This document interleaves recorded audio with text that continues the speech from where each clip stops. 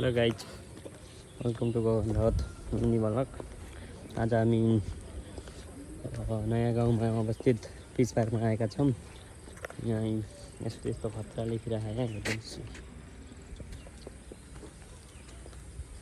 यहाँ पुरै डेटिङ निषेधित हो। म चाहिँ एक्लै आएको छु भाइसँग।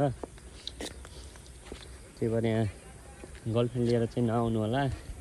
यहाँ भने पिच नामै त पिच पार्क, यहाँ टक्क पिच हुन चिल हुन आउनु होला। गर्लफ्रेन्ड बिना आउनु होला। गर्लफ्रेन्ड छ भने, यदि मेरो छैन, यसो कोही छ भने सिङ्गल केटी मलाई सम्पर्क गर्नु होला। हेर्नुहोस्, नैतिकता र सच्चारिता नै समाजको सच्चा बल हो। खतरा खतरा पढ्न पाइन्छ कि यहाँ चाहिँ।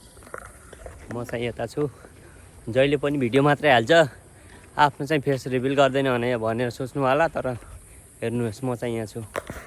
यसो शनिबारको दिन यसो पिच पार्कतिर आएको म चाहिँ। हजुरहरू पनि आउनु होला यसो टाइम मिलाएर। आज मेरो चाहिँ शनिबार मात्रै मिल्छ, त्यही भएर अब शनिबारको चाहिँ सदुपयोग गर्नु पर्यो। अघि पछि नुहाउन गइन्छ तिनौतिर। आज पुरै हिजो अस्ति पानी आएर तिनौ यस्तो फोहोर भए, त्यही भएर आज कतातिर आउने भने यतो पिच पार्कतिर यसो चिल हुन आउन भनेर आएको। त्यही भएर हजुरहरू पनि आउनु होला, आफूलाई उचित टाइम मिलाएर आफ्नो। यहाँ चाहिँ टक्क चराको सेपमा बनाइरहेको, कटिङ गरिरहेको यो भुट्टालाई। यो पनि एउटा कला नै हो। सृष्टि चक्र, लुक एट दिस।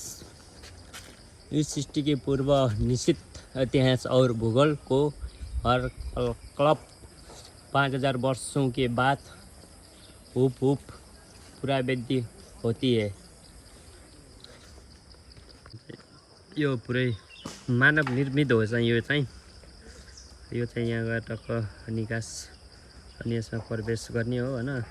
त्यहाँबाट बाहिर निस्किने, त्यहाँ पण्डित बस्नु भएको छ, उहाँको हातको टिका लगाएर उहाँ दर्शन गरेर चाहिँ फर्किने हो। हामी एकछिनपछि जान्छौँ त्यहाँ। हामी चाहिँ यहाँ फाइनल्ली यहाँबाट एक्जिट गर्न लागिसकेका छौँ।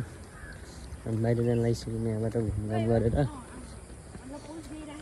चुनौतीहरूलाई स्वीकार गर्नुहोस्, किनकि यसबाट या त सफलता मिल्छ या त शिक्षा। वहाँ त्यहाँ हामी देखाएको